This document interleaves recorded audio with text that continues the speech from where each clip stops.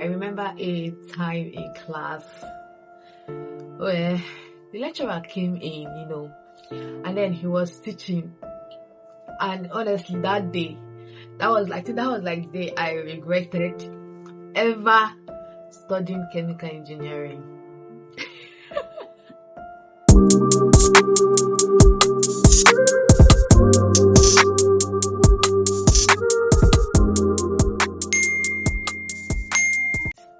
So after school, so here's the gist. So I want to tell you guys how I was able to transition from chemical engineering, move to writing. I did content writing, then I did copywriting, and I also did ghostwriting.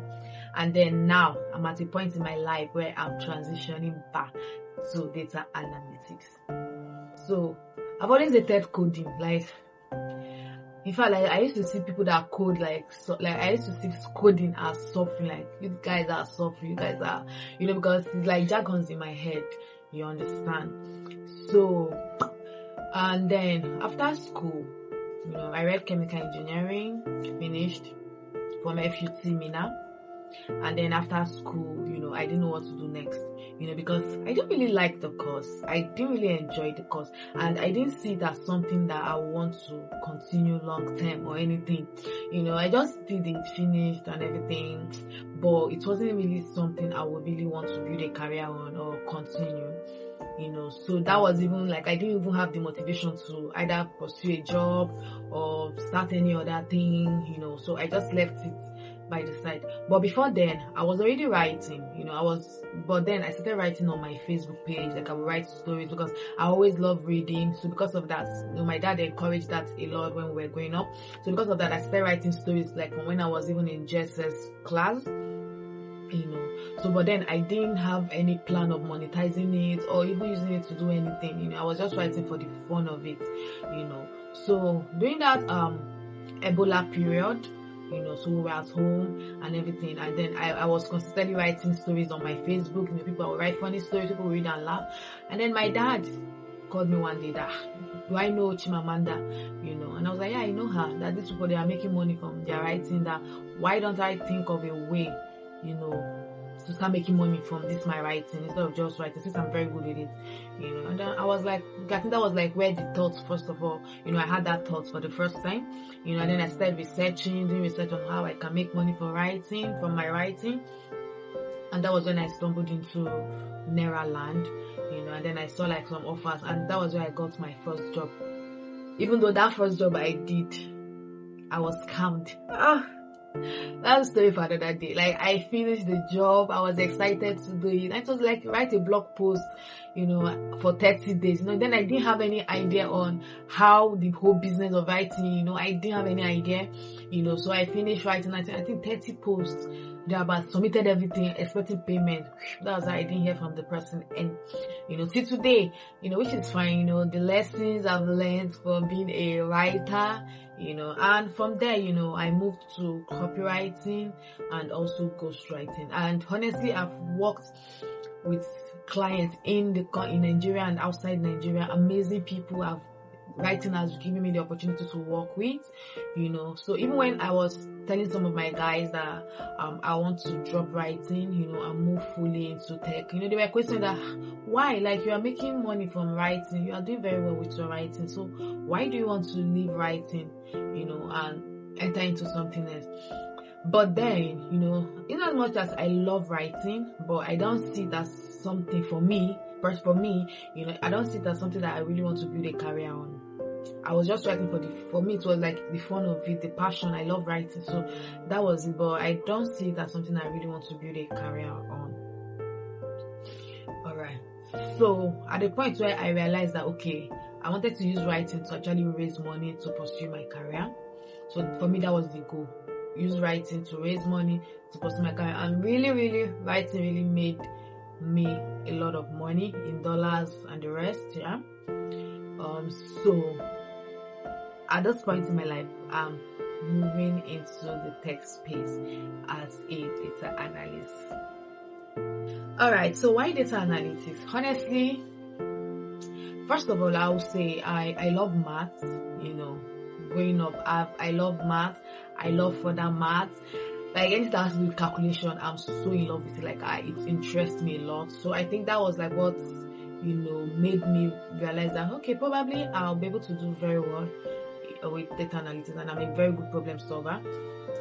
So, and for me I was like, okay, let me look for a field that, I don't want coding, so let me just focus on like, okay, something that requires math, using of Excel, because I love using Excel, I love calculating functions and the rest, so I was looking for something like in that line where it's not like a new field for me, still something that I have basic experience in, but then I can still easily navigate through it, and that was why I decided to move to data analytics, right? So when I decided that okay, it was going to be data analytics, I was like, okay, I don't know where to start, like where else to start. So the first thing I did was to create my roadmap. So I have like the tools that I want to learn. So I want to learn Excel, I want to learn SQL, I want to learn one visualization tool, which was BI, Microsoft Power BI, and then also learn a bit of Python, not too much, just a bit of it.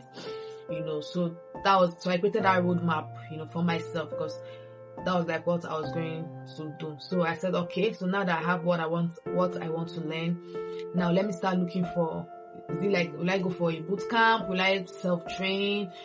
So I decided to try a course. I think that period sometime last year between November, I saw someone sent me a course that a company was taking, and they were doing it at like a discount, because I had to pay 70k or thereabouts for it, so they were doing like a discount. So I wanted to like take opportunity of the of that discount. So I paid, and then I started. So they started with Excel, and I was interested because I loved Excel. Excel was something like, I really, really love. So I was getting like the hang of it, So they finished the whole class, and I think at a point I stopped because it was really just overwhelming, and then I stopped, and I was now in between. I wish I would not continue with my writing because I already had clients that I was already writing for. You understand? Like I already had people I was already writing. I was questioning a lot. I was like, I wish I would not move back to my writing, and leave the data analytics thing, But then there's just something in me that I know if it's not what I want, it's not what I want. Like I know what I want like mad. I know what I want. And I wanted to build a career in data analytics, like I still do. So after the whole course, I decided to start all over again, to start learning again, and that's why I'm here. Like that's the point I am right now. So I already have I paid for another course, so I already have the class so that I'm following, like I'm learning. So I'm starting all over again, to learn now with more interest, like right now I'm putting more interest to actually learn. So if you're someone like me also, I didn't have any experience of data analytics apart from the fact that I love math. So but I didn't have any basic experience of being in data analytics or anything that has to do with it, but then I had interest in math. I love math and anything that requires calculations, sums, arithmetic, I really love it. So that's for me. So if you're someone also that is like you're in this journey and you are confused on how to start, on what to do, so if you can't go for bootcamp or any certification courses, you can actually self-train. Like there are a lot of resources on YouTube, like a lot that I'm even taking. I even started I started with YouTube actually, trying to get myself used to like the basic of it, of what data analytics entails, which is like making sense of data. Data analytics is simply making sense of data, presenting data in a way that someone can understand. And to me, I feel like everybody is a data analyst because one way or the other, we all use data. From our Facebook, our social media works with data. From even our life day-to-day choices uses data. You understand? So we make choices based on what someone tells us. We make decisions based on what someone says, based on feedback. So we all like data is part of our life, everyday life. So for me, that was like even the basic. I was like, okay, yeah. So how can I make sense of all of these things? To able to help a business or an individual or people. To be able to help people make informed decisions. Right. So I'm still in this journey, right? I'm still in this journey, taking baby steps, giving myself totally now to learn, to actually learn the whole thing that has to do with data analytics. And I wanted to start sharing my journey because I realized that a lot of people too, they are confused, like really, really confused, because they don't know what to do. They don't even know how to start or where to start with, so they are confused. So I want to be your guide. Like I want to be that example that you look up to and be like, oh, if goodness can do this, then I can do this. Because my journey, my story is a story of confusion. Like I've been really, really confused on what I want to build a career on, and for me, choosing data analytics was like a breakthrough, so if you're also starting, you can start with Excel. Like you can always start with Excel, because I feel like that's like the basics. When you understand Excel, you can easily be able to pick up other tools that you will need, so start with Excel and be able to just be, and I would advise you to build your roadmap. Have your own roadmap. Like this is what I want to learn. This is what I want to learn, so that you don't like exhaust yourself trying to learn everything and learning nothing.